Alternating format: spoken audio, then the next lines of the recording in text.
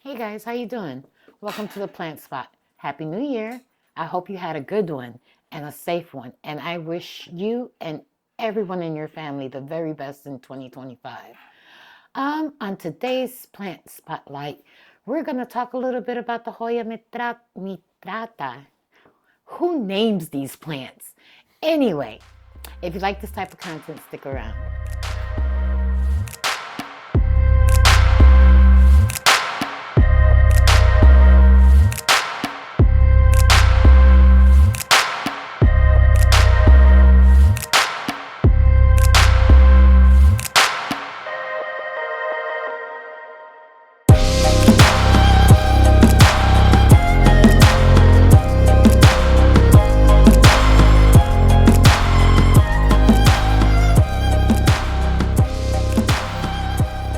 All right, guys.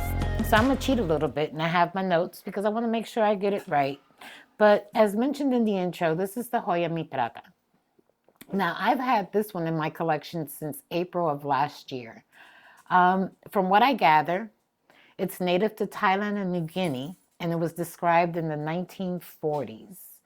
Um, I I like to visit Doug Chamberlain's page because he actually gives you a whole lot of information about these Hoyas. The challenges that he faces are very similar to the ones that I'm facing, except he was able to bloom this one and I wasn't, or I haven't. This Hoya was described in 1940, so it's been around for a minute. It's a beautiful plant. If you look at the way the leaves come in, it's kind of like a rosette. They in nature, it's my understanding that they have a symbiotic relationship with ants. I know that's weird, right? But I have a couple of plants that say that, and there's no need to worry. You're not going to get ants in your house. This plant, for me, has been a challenge. And if I were to recommend it, I'd say this would be for a more experienced Hoya grower, somebody that's looking for a challenge. I have had this plant, it'll be a year soon, and I can attest to maybe 5 new leaves on it. She has been moved from spot to spot in my home, trying to find that perfect location where she feels comfortable. Right now, she lives in that plant cabinet on the second shelf. Now, the light that she's getting, I would say, is it's not bright and direct. It's more like low, medium. She gets filtered light from the plants that are above her. And I don't know if that is the problem. I've tried her in a more direct light, but that wasn't successful because the leaves would come out and then shrivel up. Now, this plant I have planted in this type of medium. I'm going to give you a quick look. So it's very similar to what I use with most of my plants, except for my Hoyas, I tend to make it a little bit more chunky. It has cocoa coir, cocoa husk, a little bit of bark, charcoal, big chunk perlite, and small chunk perlite. And then one thing that I add a little bit of is vermiculite. Now, these plants, in my experience, they want to go dry, but they don't want to be bone dry. So if you notice, I do have her planted. This is supposedly a self-watering pot, and I don't use it in that fashion. There's no wick in here or anything of that nature. So when I water this plant, if I see that there is overflow, in here, I dump that out.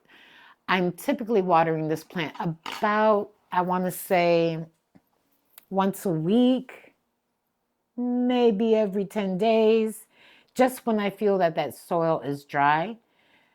What I can say is that after the sulfur treatment, which I did treat all of my plants, and you can still see the evidence of that on the leaves.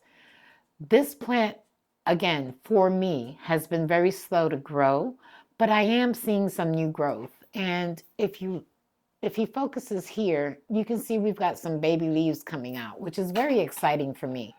Because again, like I said, I've had this plant for about almost a year. The only thing she's done is put out this vine, which has wrapped around the other one. And those leaves are the new leaves in a year's growth. So I've always been of the mindset that if a plant isn't growing, no matter how slow to grow it's supposed to be, we should be looking at the roots and making sure that those are okay. And then for Hoyas, we should be also checking to see if there are any mites or anything of that nature. I haven't checked this plant since spraying it with the sulfur.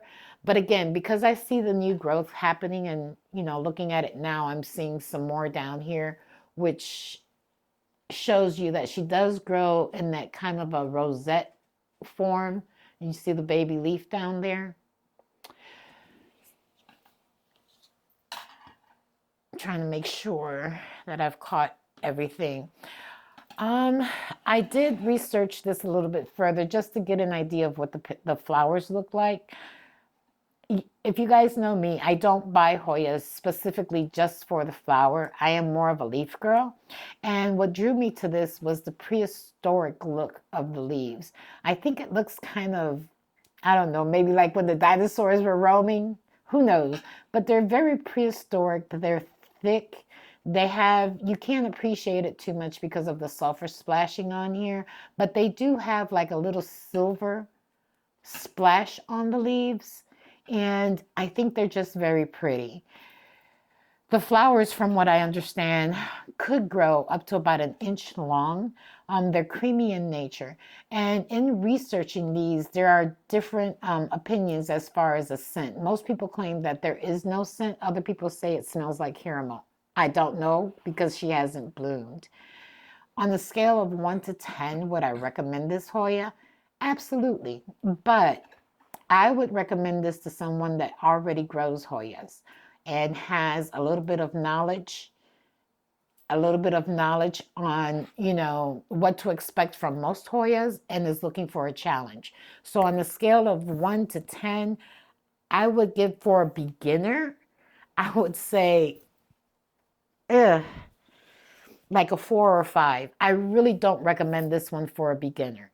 I think this is more for a seasoned Hoya grower. As far as availability, I do see these online more frequently now. They're not as rare as they used to be. You can find one in mid double digits. Let's see, recently I looked and I think I saw one out. I think Gabriella Plants is carrying these. Not 100% sure. But yeah, this is the Hoya Mitrata. And she's very pretty. Just a challenge to grow. So guys, thank you for being with me today. If you like this type of content, don't forget, like, subscribe. Talk to you real soon. Bye.